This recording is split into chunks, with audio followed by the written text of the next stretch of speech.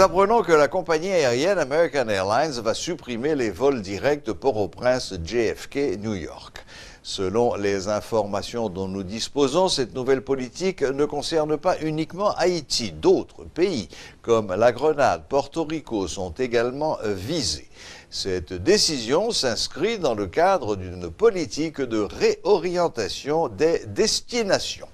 À partir du 3 novembre, si vous voulez vous rendre à Fort Lauderdale, il vous faudra vous rendre au Cap-Haïtien.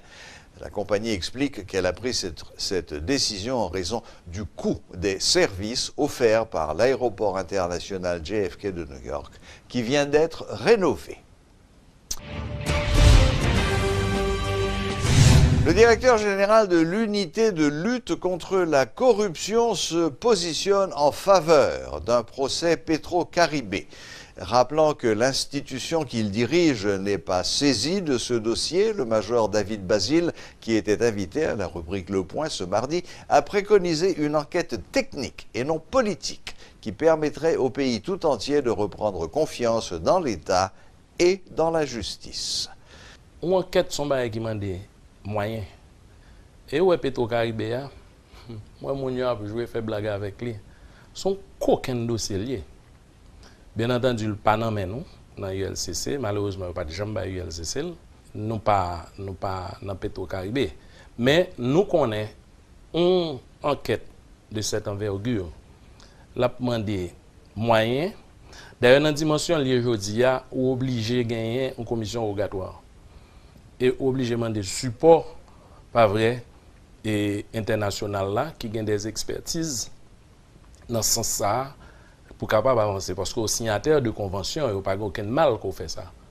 OK? Pour rentrer vraiment dans le dossier. Parce que ce qu'il y a de dangereux dans le dossier de Petro-Caribé, vous sentez qu'on fuite en avant politique qui fait. C'est ça qui est bon pour la société. Il faut dossier ça traiter de manière technique. Ça veut dire pour que effectivement les vrais coupables,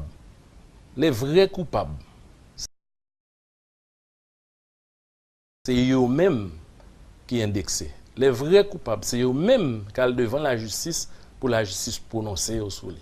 Ce n'est pas dans la radio pour nous regretter, pour dire c'est un tel, ou un doit ça. OK?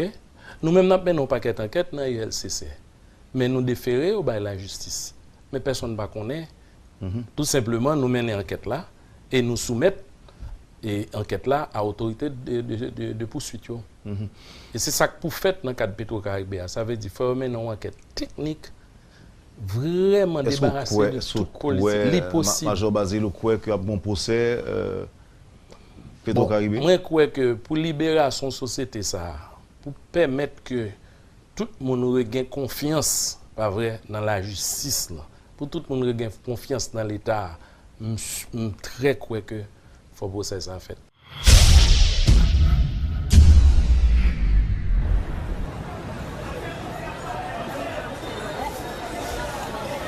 Merci belle petite maman chérie. Bonne journée. Osman chérie, qui côté où c'est comme vous allez qu'il est? Moi-même, ma commère, pas qu'un pile cash sur moi encore. Moi, mettez tout comme moi sous T4 Unibank tout côté ça. Et puis c'est avec me régler tout à fait.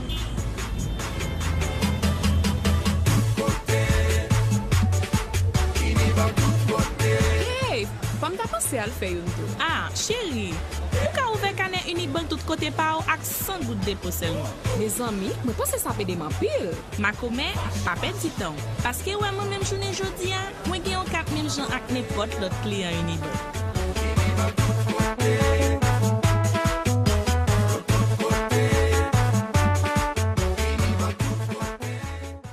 Maman? Elle dit maman? Regardez-lui, il a marché.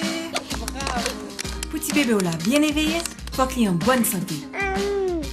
À part comment j'ai pour contour. Blédina fait céréales Blédine avec l'aide Blédine la croissance pour petit tout bien vivre chaque étape développement colis avec l'esprit. À part conditionné, bravo! Blédine céréales avec Blédine la croissance, c'est partenaire tout premier progrès petit bébé là.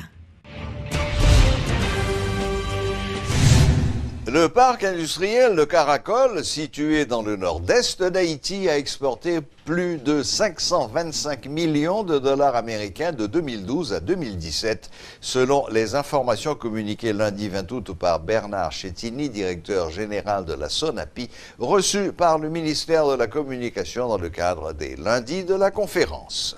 Mission SONAPI tout d'abord, c'est promotion, création d'emplois. C'est un vecteur de création d'emplois liés et un moteur dans le développement économique pays. Il est là pour assurer création, organisation et gestion parc industriel. Il est là pour créer un nouveau espace tout qui conforme avec normes internationales. Nous avons 14 000 emplois actuellement dans le parc industriel Caracol. Nous avons 14 000 personnes que nous sommes capables de travailler dans la zone. Nous avons dit en avril, nous avons 14 800 emplois. Il y a plus de 525 millions de dollars d'exportation de 2012 à 2017. Donc, nous sommes capables de voir que son secteur assez important, surtout dans la stabilisation en fait dollars. Nous avons un investissement de près de 246 millions de dollars déjà qui fait.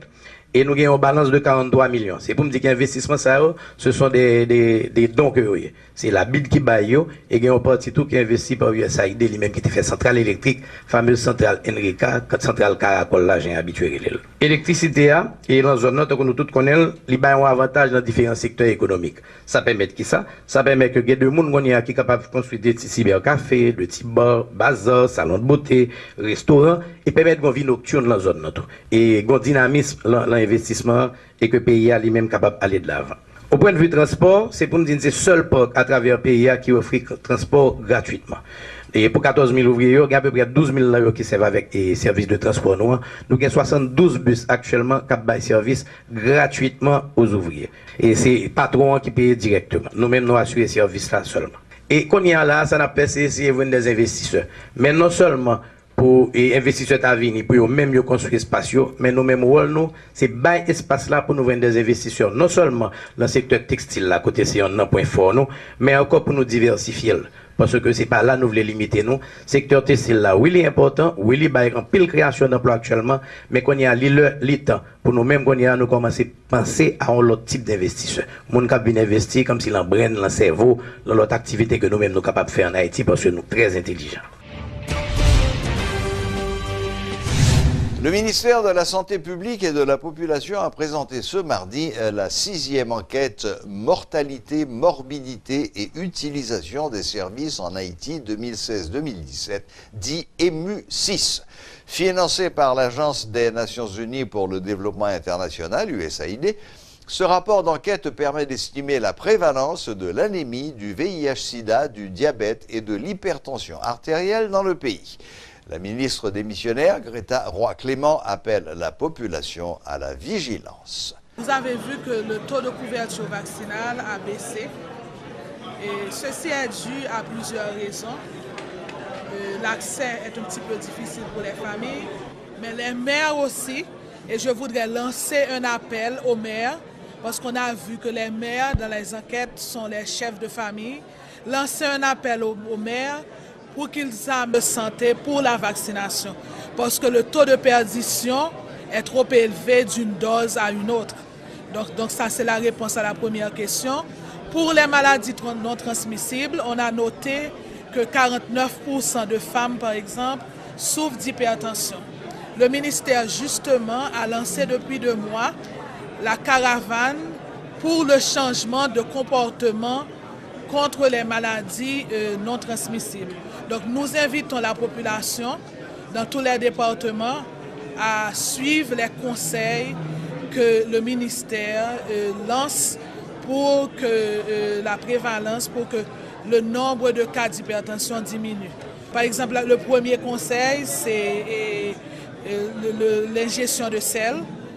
Vous savez qu'en Haïti, l'Haïtien consomme beaucoup d'épices et beaucoup de sel, c'est la première chose. Le poids, garder un poids stable, les exercices. Donc en fait, ce sont là les trois grandes recommandations pour l'hypertension. Et en fait, puisque l'hypertension et le diabète sont relationnés, c'est encore les mêmes recommandations pour le diabète.